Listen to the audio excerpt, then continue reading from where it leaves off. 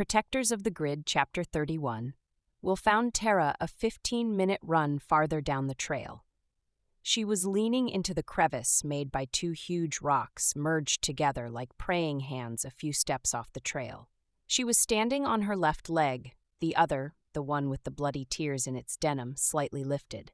She kept her balance with a sturdy 4-foot stick in her left hand like a cane. Her right hand was clenched around the handle of a 10-inch sheath knife, point forward.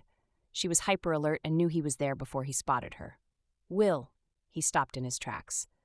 "The cat's not very far away, just busy with that fawn, but I can feel he's going to come back."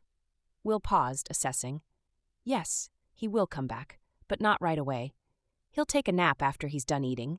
I'm guessing a leisurely meal, a comfy snooze. We've got an hour before he remembers and gets curious." Tara laughed. "I'm so glad you're here," Will grinned. "Can you walk? Let me see the wound." She sat down to pull up the torn pants leg and sucked in her breath when the fabric scraped the claw marks.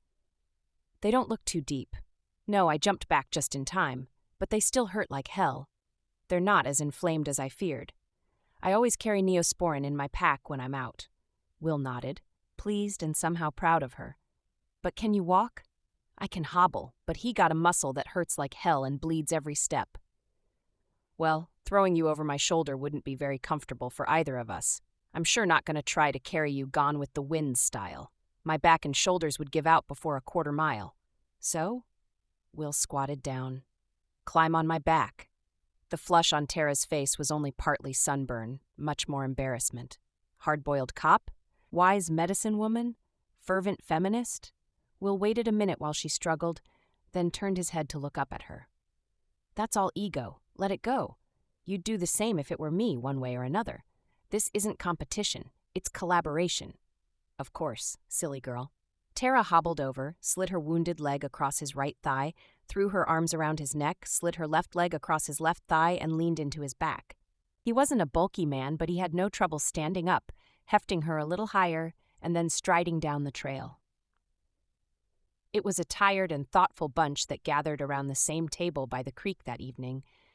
Empty beer bottles and dirty dishes were pushed toward the center of the table next to the citronella candle. "Let's take a walk."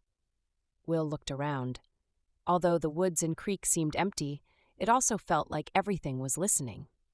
If it were just the woods, that would be okay, but somehow, what we need to talk about needs more privacy.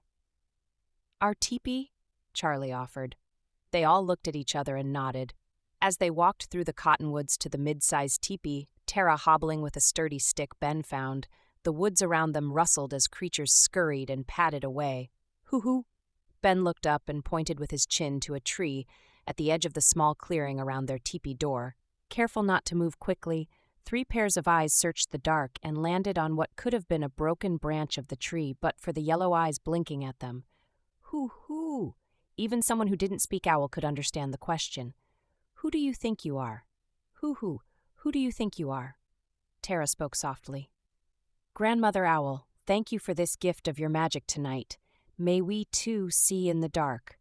May we, too, move swiftly and silently through all the worlds like you. May we have your knowledge, your insight.